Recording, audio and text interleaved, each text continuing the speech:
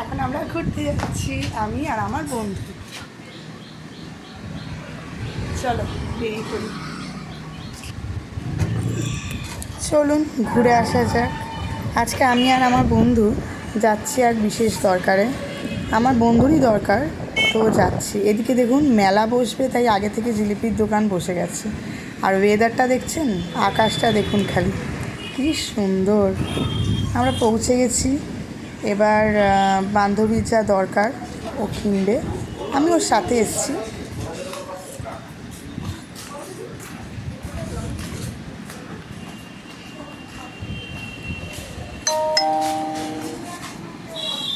তারাও ছিল, ওদিকে আবার ছেলে চলে আসবে স্কুল থেকে।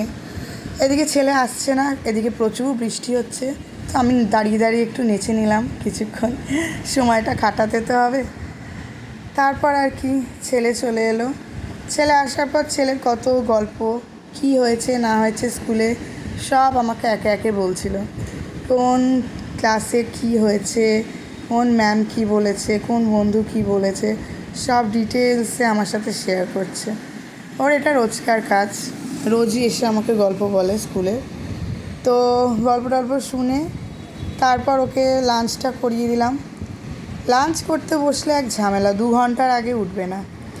আর এই ফোন দেখাটা আজকালকার বাচ্চাদের যা নেশা। আমাদের সময় আমরা ফোনের এইসব নেশা আমাদের ছিলই না। ফোন তো সেরকম ছিলই না বলতে গেলে। তো হয়ে গেছে বিকেলবেলা, এখন আমি রেডি হচ্ছি। কিনতে যাব হচ্ছে রথ, ছেলের জন্য রথ কিনতে যাব, তাই রেডি হয়ে নিচ্ছি।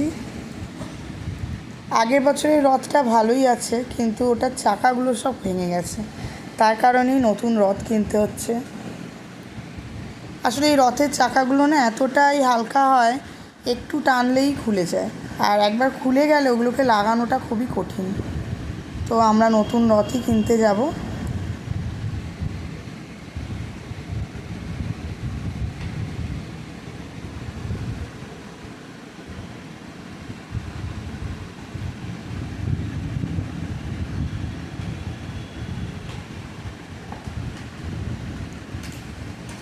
বেরিয়ে পড়লাম, কিন্তু ওয়েদারের অবস্থা দেখছেন, যখন তখন বৃষ্টি এসে যাবে।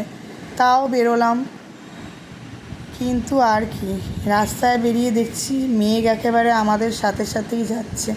যেখানে আমরা যাচ্ছি মেঘও আমাদের সাথে যাচ্ছে। তো কিছু না ভেবে বেরিয়েই পড়লাম। আজকে রাস্তায় প্রচুর ভিড় ছিল। সাধারণত আমাদের এখানে হাটবার করে প্রচুর ভিড় হয়, কিন্তু আজকে জানি না কেন প্রচুর ভিড় ছিল, রাস্তায় প্রচণ্ড গাড়ি ছিল। ওদিকে মেঘটা দেখুন, পুরো কালো করে আসছে একেবারে। যা ভেবেছিলাম সেটাই, প্রচণ্ড বৃষ্টি এসে গেল। তার কারণে আমার একটা ক্লাবে বসতে হলো। এই ক্লাবটা হচ্ছে আমার বাপের বাড়ির পাড়ার ক্লাব। এই যে উল্টো দিকে গলিটা দেখালাম, ওই গলিটার ভিতর দিয়ে গেলেই আমার বাপের বাড়ি। তো এখানেই বসে কিছুক্ষণ ওয়েট করলাম বৃষ্টি থামার। বৃষ্টি তো থামার নাম নেয় না। এদিকে আমাদের তারাও ছিল, একটু অল্প কমতেই আমরা বেরিয়ে পড়লাম। আবার বেরিয়ে চললাম রথ কিনতে। কিন্তু আকাশ এখনও পরিষ্কার হয়নি। এবার রথ দেখছি। আমার ছেলেটা এত ইনোসেন্ট, ওকে আমি বললাম কোন রথটা কিনবি, ও আমাকে 1 তলা রথটা দেখালো। আমি বললাম তুই 3 তলাটা কেন, বললো না আমার 1 তলাটা পছন্দ। শেষে আমি ওকে অনেক বুঝিয়ে বাজিয়ে 2 তলা রথটা কেনালাম, কেননা 1 তলা রথটা অনেকটাই ছোট হয়ে যাচ্ছিলো, যেখানে আমার 3টে ঠাকুর ধরতো না। তার কারণেই 2 তলা রথটাই কেনা হলো। তো এখানে দামগুলোও দেখতে পাচ্ছেন আপনারা। ছোটোটা 1 তলারটা বোধহয় 160, আর 2 তলা রথটা হচ্ছে 260, আর যেটা বড়োটা 380, 3 তলা যেটা সেটা 380। তো রথ কেনা হয়ে গেছে আমাদের। আমার ছেলে যেটা সিলেক্ট করেছে সেটা হচ্ছে এইটা আমার ছেলে কিনেছে। আর আমার কটা ঠাকুরের জামাও দরকার ছিল, 3 ভাই বোনের, মানে জগন্নাথ, সুভদ্রা আর বলরামের, কিন্তু এখানে আমি ঠিক সাইজে পেলাম না। তো চলে আসছি বাড়ি। ফেরার পথে খুব অসুবিধা হচ্ছিলো হাতে এটা নিয়ে, রথটা নিয়ে, কিন্তু কোনো রকম ফিরলাম। টাটা, আবার পরের ভিডিও।